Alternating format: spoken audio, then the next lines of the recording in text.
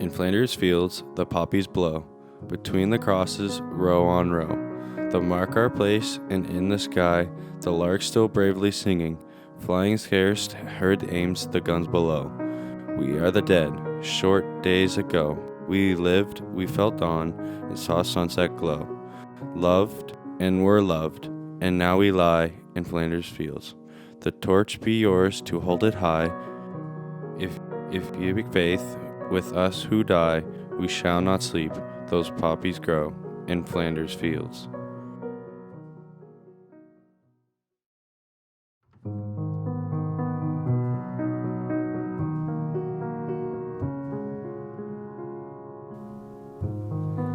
Vaughn Kirkpatrick Boyne, Private Ernest Cecil Busson, Private Asa Dow Chase, CWAC Staff Sergeant Marjorie Cook, Signal Corps Sergeant Wendell Cook, J. Charles Como, J. Clarence Como, Edmund J. Como, Sergeant Jacques Jim J. Como, Private Bertram Cox, Bill Craig, CWAC Evelyn Curry, Murray Curtis, John Everand Dale, Joseph Edward Davidson, Master Corporal Carmen Jacob Dockendorf, Sergeant Major Henry W. Drummond, Richard Harvey Ettinger, Lieutenant Elwood Hazen Gorman, Harold Hansen, Ralph S. Harding,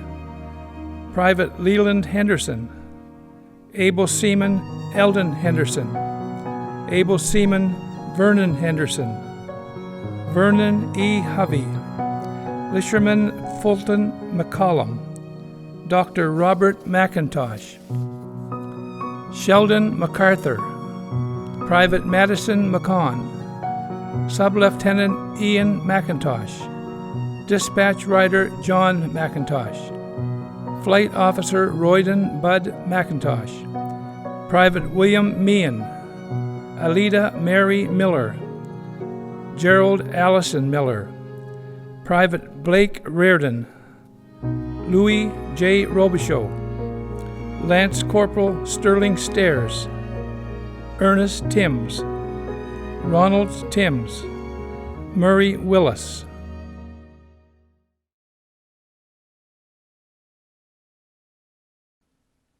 And now, abide in him, that when he shall appear, we may have confidence and not be ashamed. 1 John 2:28.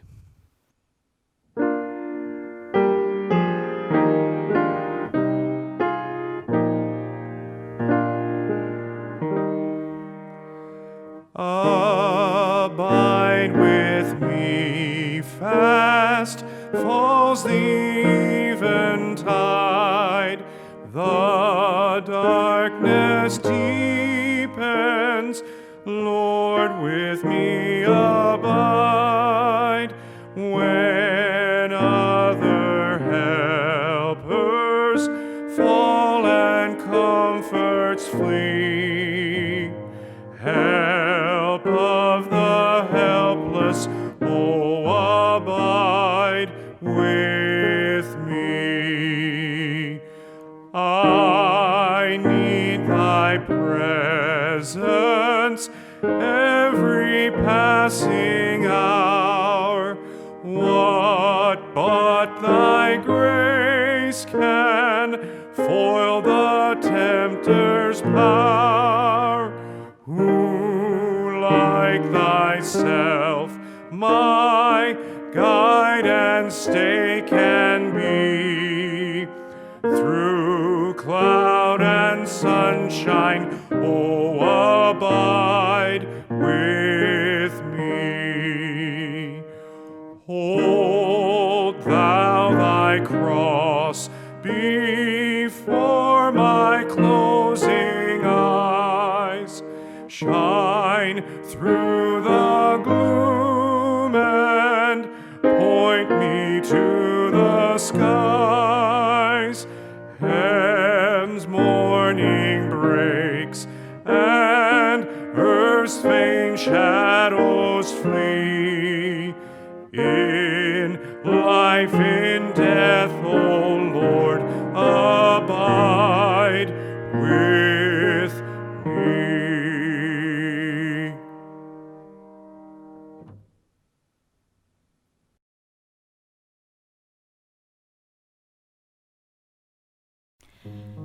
So 2 years ago, the 75th anniversary of Juno Beach, our family received an email invitation to attend the reception at the Crowne Plaza. My Uncle Archie McNaughton had been selected to represent those who had been killed on D-Day in a Heritage Minute for the CBC, and this was the preview. It was fun. As the family, all the dignitaries, writers, directors, were anxious to talk to us. Reporters walked up and shot candid photos like our own paparazzi. It was also funny because we knew we had done literally nothing to merit it except to be his relative. I think if he'd been there himself, he would have been amused that a sheep farmer from the Miramichi would be featured countrywide. And he would have understood that it wasn't because he was unique, but because he wasn't. That he could become the face of the thousands of men who were equally courageous, but unsung. They chose him because he had an interesting backstory. He'd been in the First World War, volunteered in the reserves, then at 43 years of age signed up to go overseas with his boys. 45 was the cutoff. He didn't have to go, but as he tried to explain to his 9-year-old daughter Margie, he couldn't come home yet because the boys he led would be scared without him. She told him, "But Daddy, I'm scared too." But he felt he had to go, as his boys knew him and trusted him as a calm father figure. They were a ragtag bunch of farmers and fishermen's sons, but he had tried his best to make them into soldiers, and he couldn't let them down. The week of the reception and the video launch, when it happened, was surprisingly heavy for me. I had grown up on stories of Uncle Archie who had died in the war, the picture of the slightly sad-faced man hanging on the wall at home. But as a child, you don't fully grasp what that means. It still amazes me that a man who died before I was born could reach out through 75 years and break my heart. The reception was the first time I had seen the letter that he wrote to his family on June 4th, 2 days before D-Day, with the weight of the coming battle on his shoulders. Dear Grace, I wish I could talk to you tonight, for there's so much I would like to talk over with you. Don't worry if you don't hear from me for some time or regular. I had 5 letters from you last Thursday. The latest was 8 days coming. It was so nice to get the bunch. Also had one from Mamie, that's his stepmother, my Grammy-aunt, and one from Annie, his sister, my aunt. I haven't very much news to give you, but there's so much I could tell you. This has been a busy time, but I'm awfully glad I was in it. No matter how things go, Grace, life has been very kind to us. I have had many pleasures to look on. All has been very pleasant. I hope we can be together again and enjoy many years together. I can't advise you about the future, my dear, for life has too many problems, but just decide as they come along. You've been very good to me. Sorry that I wasn't able to give you the comforts of life. But it was good fun working together, and it would be so nice to finish things together. Francie, that's his son, and Margie, his daughter, take care of Mother. If you like the farm, Francie, stay on it, but I leave that to yourself. Any place is worthwhile, as long as you like the work. Always do your part, and be proud of the name you bear. I would love to see you all now, for you will have changed so. This may sound very blue, but I'm feeling rather lonely tonight, and I know what is ahead. Here he talks about local people he's seen overseas and more letters he's received. Then he finishes. My 3 months are up for another leave, but I won't get away now. Glad the lambs are doing well. I always like to work with sheep. Good night, dear people. I will tell you some day where I wrote this letter. All my love to you, and may God take care of you all. As ever, Archie.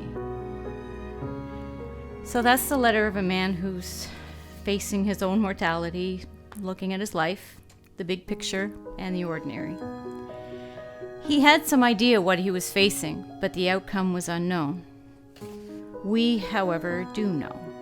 He survived the beach, then was wounded in the hand, clearing the village of Saint Alain house to house. At that point, he could have retired from the battle, but he was still concerned for his boys. So he wrapped it up himself and pressed on. In Tyville, there came enemy fire from above, a gable window of a barn where a machine gun was waiting. They threw a smoke bomb to cover themselves as Uncle Archie tried to lead them out of the line of fire. It didn't discharge properly, leaving them exposed, and he and 2 others were killed. At the reception, one of the descendants of one who survived let me hold his grandfather's watch that he wore that day, that stopped at the time of the incident. He said without Archie he would never have been born, as Uncle Archie took the brunt of the assault, and although his grandfather was wounded, he was behind him. He said Uncle Archie always led from the front. As his descendant, how do you live up to that? The answer actually came from my mother's cousin, who was talking about my mother, his sister. She commented, "She's a McNaughton. She steps up." I loved that. If it was in the Bible, I would have made it my life verse. I realized that although I may never be asked to run into a hail of bullets, we're all called to meet the challenges in life. Some of them dramatic, some of them very mundane. And all we're asked to do is to step up. That I can do. Now when I have to meet a challenge, I say to myself, I'm a McNaughton. I step up.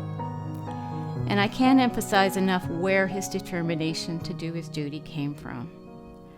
Archie had a deep and abiding faith in God, and that influenced everything he did. It was the bedrock of his life. It was what inspired him and gave him the strength to do what he thought was right at all costs.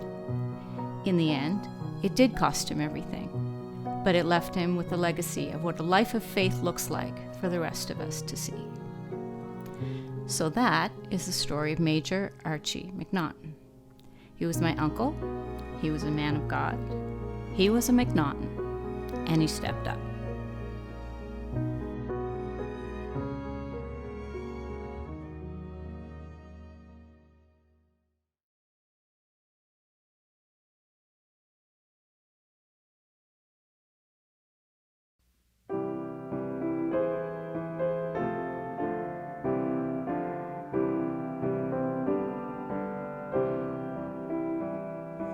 Oh, Canada, our home and native land, true patriot love in all of us command. Quand on brasse et porter l'épée, il sait porter la croix. Ton histoire est une épopée des plus brillants exploits.